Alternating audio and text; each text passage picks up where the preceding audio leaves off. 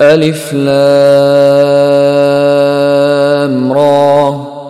تلك آیات الكتاب الحکیم۔ اعوذ باللہ من الشیطان الرجیم، بسم اللہ الرحمن الرحیم۔ الف لام را تلک آیات الکتاب الحکیم۔ ہم اس وقت قرآن حکیم میں جس مقام پر ہیں اس کے ضمن میں یہ بات نوٹ کر لیجئے کہ یہ قران السعدین ہے۔ یہ مقام سورتوں کے جو دو گروپ میں نے آپ کو بتایا کہ ایک تو ہے منزلیں تلاوت کے لیے جو 7 منزلوں میں قرآن مجید منقسم ہے، تو دوسری منزل ختم ہو گئی توبہ پر اور تیسری منزل شروع ہو رہی ہے سورہ یونس سے۔ لیکن یہ کہ مکی اور مدنی صورتوں کے جو گروپ ہیں وہ مختلف ہیں۔ ان میں سے پہلا گروپ جو ہے وہ ختم ہوا تھا سورہ مائدہ پر، اور دوسرا گروپ بھی سورہ توبہ پر ختم ہو گیا۔ تو یہ مقام ایسا ہے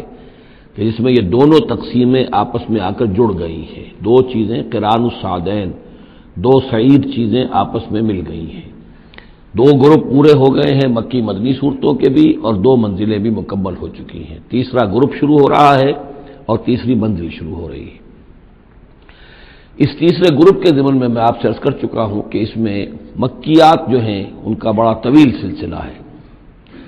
تعداد کے اعتبار سے تو ظاہر بات ہے کہ مکی صورتیں سب سے زیادہ آخری گروپ میں ہیں، چھوٹی چھوٹی صورتیں ہیں اور تعداد ان کی بہت ہے۔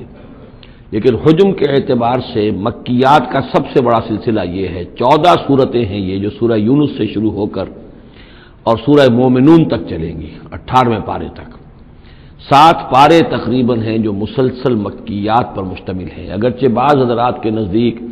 اس میں کچھ اختلاف ہے تھوڑا سا سورہ ہجر کے بارے میں اور پھر یہ کہ سورہ حج کے بارے میں، لیکن غور و فکر کے بعد جو رائے میری بنی ہے، مجھے انہی حضرات سے اتفاق ہے جن کے نزدیک یہ تمام صورتیں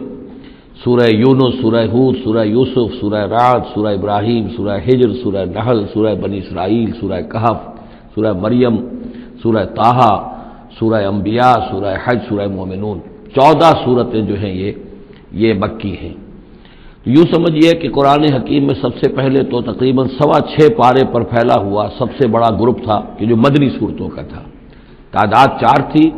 بقرہ، آل عمران، نساء اور مائدہ، لیکن 6.25 پارے، یہ 14 ہیں اور 7 پارے۔ ان میں یہ بات خاص طور پہ نوٹ کیجئے کہ اکثر و بیشتر اس میں 3 صورتوں کے گروپس ہیں۔ پہلے 3 ذرا بڑی صورتیں ہیں، پھر 3 نسبتاً چھوٹی صورتیں ہیں، پھر 3 ذرا بڑی صورتیں ہیں۔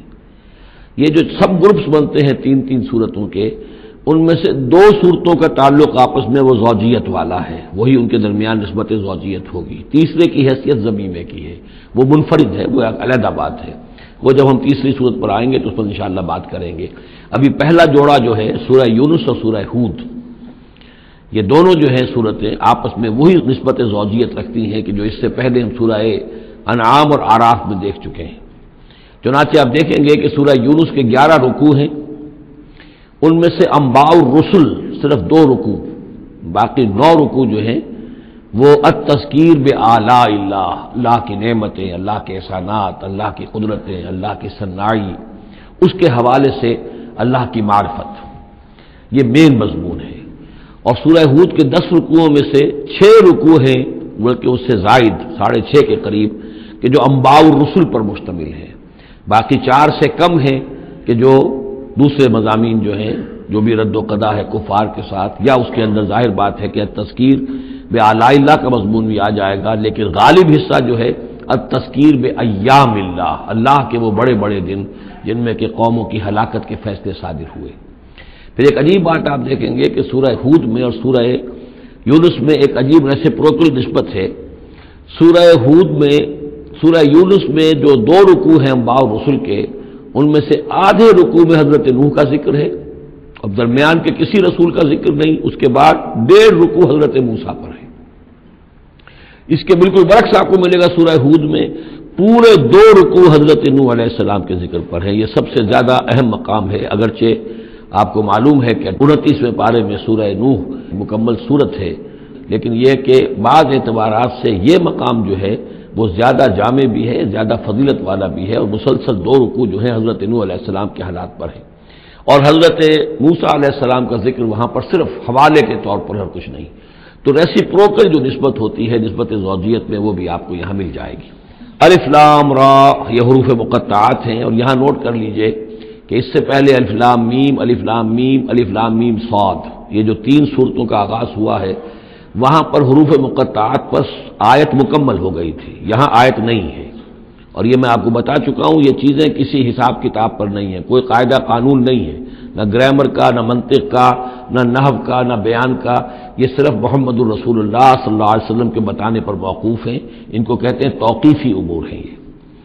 تلک آیات الکتاب الحکیم، یہ ایک بڑی حکمت بھری کتاب کی آیات ہیں،